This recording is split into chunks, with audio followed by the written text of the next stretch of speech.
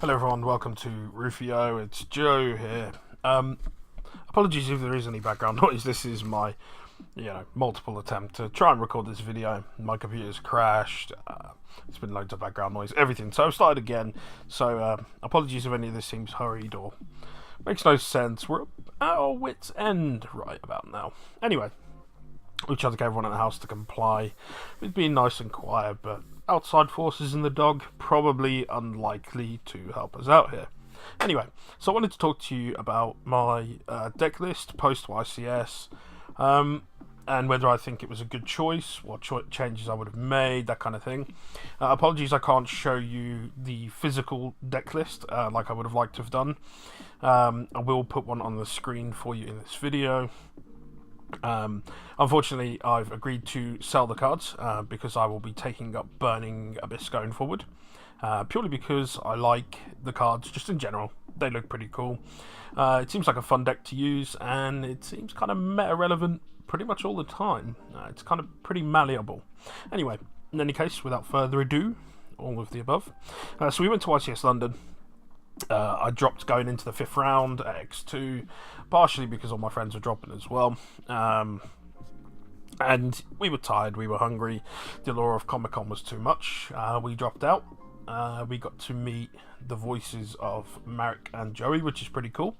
Not something you get to do every day. Those guys were super nice, so I bought the limited edition Comic-Con mat. Got it signed by the guys. They took a picture of me, all of that. That was pretty nice. The whole of YCS was pretty cool. So we all travelled together. We got to meet Team Sam. He was a super nice dude. Sometimes he gets a bit of flack, for his excitement and that kind of thing. But you know what? He's a good guy. Seemed like a pretty good guy. He's a good duelist as well. He tends to do pretty well. So it was nice to meet him too. Yeah, there was a bunch of other, the top players we could see from, I guess, Canada. I assume most of them come from. They were all present. No Steven Trifanowski. I wonder what happened there. There was a bunch of other guys there. The usual faces you see online and that kind of thing. It was pretty cool. It gets you, excited for the event and that kind of thing. So I would highly recommend to anyone who's considering going to a YCS, absolutely do it. We had 1,625 players there, so it's pretty cool. Without further ado, my deck list. So, monster cards wise, and before I proceed, I would highly recommend that when you choose your decks, choose ones without super long fucking names for the monster cards. Absolute joke. 2 lines per card. Anyway, so we have 1 Dynamite Knight, pretty standard. 2 Majesty Maiden, pretty standard. 3 Ignis, pretty standard. 1 Metaltron. That was there primarily with the Mirror Match and the Sky Striker matchup in mind. It always works in those, it's great. And 2 Inspector Border. I did look at a 3rd, potentially. Decided to put that in the side instead. It's a good card, but I felt that once you've established a board, it's dead then. I think for most matchups this is the better card. Normally the argument comes up with that and Amano. Amano is much better against Thunder Dragons, I will say that much. It locks off all opportunity for them to play, whereas Border kind of gives them an opportunity to do so if they can establish multiple different types, which, as the deck does, that's all it does. Very easy to proceed.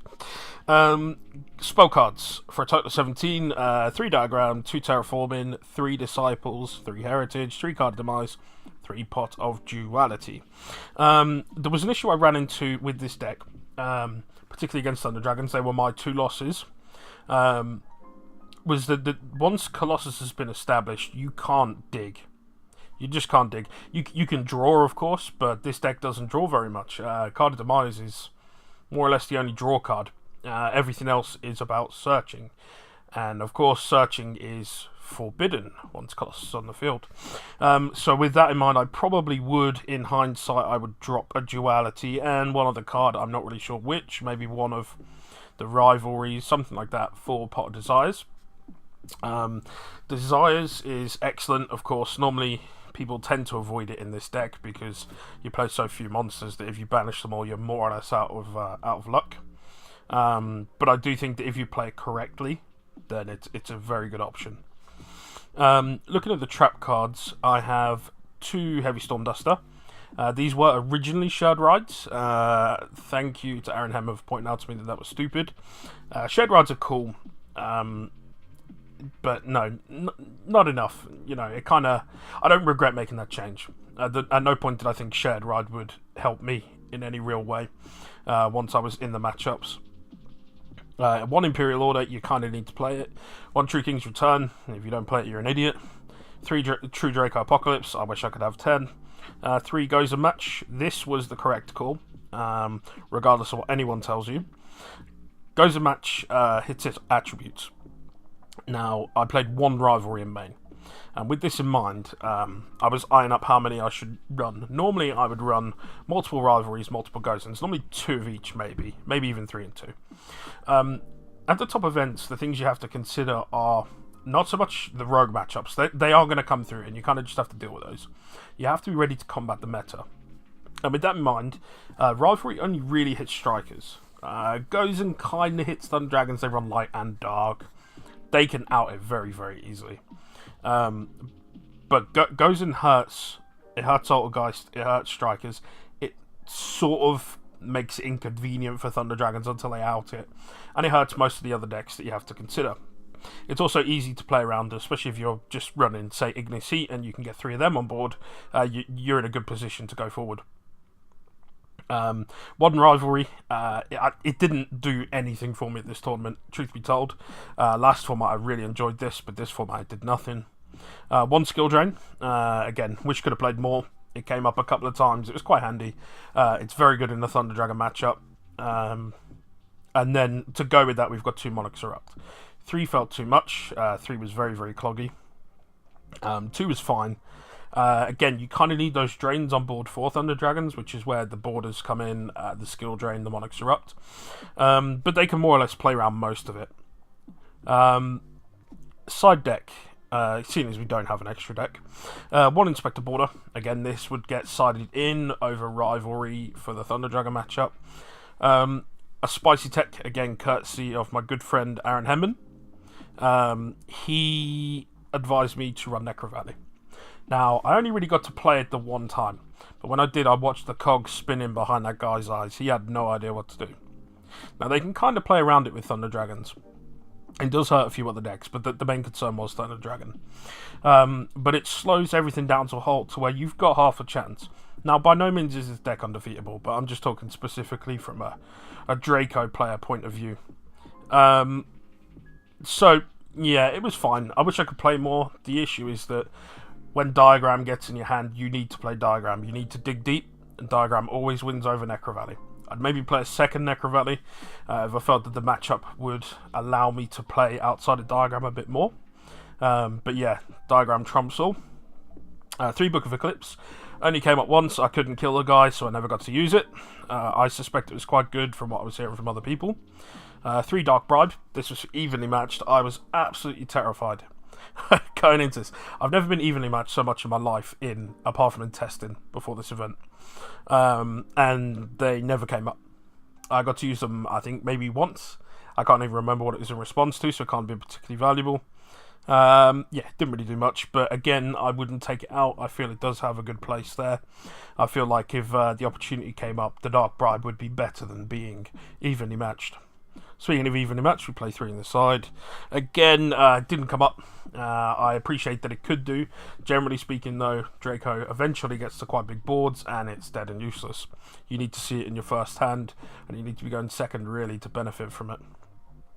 3 Anti-Spell Fragrance. This came in absolute clutch. I was playing a Pendulum guy.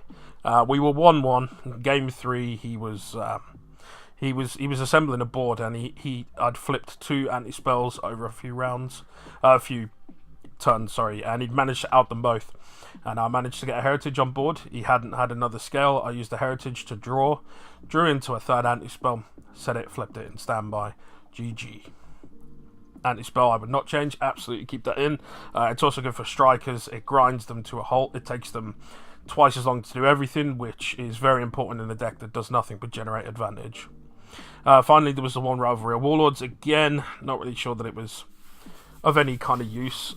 It was between this and there could be only 1, but again, I don't feel either of these really hit anything. Gozen was clutch, but in a lot of times, I guess, if you can get a border with any Floodgate, you're generally pretty well off. That's the entirety of the deck. As I said, there wouldn't be too many changes I would make. I won't personally be using the deck going forward, but I did want to do a video for the guys out there who are considering running it going into this format and going forward. The extra deck version is an option, although I feel that Monarchs Erupt is so strong against, you know, most of the meta decks that you kind of can't really afford to not run it. And if you do, of course, you don't get an extra deck.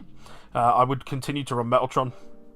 I would possibly switch over to a Monos, put Inspector Borders in the side, especially if the Thunder Dragon levels keep continuing to rise. However, their representation actually of the tournament wasn't as high as people expected, and the FTK was much higher, which we didn't think would happen because of Summon Sorceress. Well, we were stupid and wrong. Lots of people played that deck, and lots of people did very well with that deck. Yeah, for the most part, I think the main changes would be to go to Desires. A lot of people will say, told you so. A lot of people would say, why aren't you running it anyway? A lot of people might be running Waterfall. I personally didn't feel like I had the space for it. But yeah, I think that's more or less everything I have to add. Like I say, I made the best changes I thought possible, given I hadn't played much Thunder Dragon matchup, and I think that was part of the issue too. Nobody was really prepped for it. Strikers, again, I can grind out. Most rogue decks you're going to beat. Altergeist is not always an auto win, but you know, if you open well enough, they can't do much to stop you.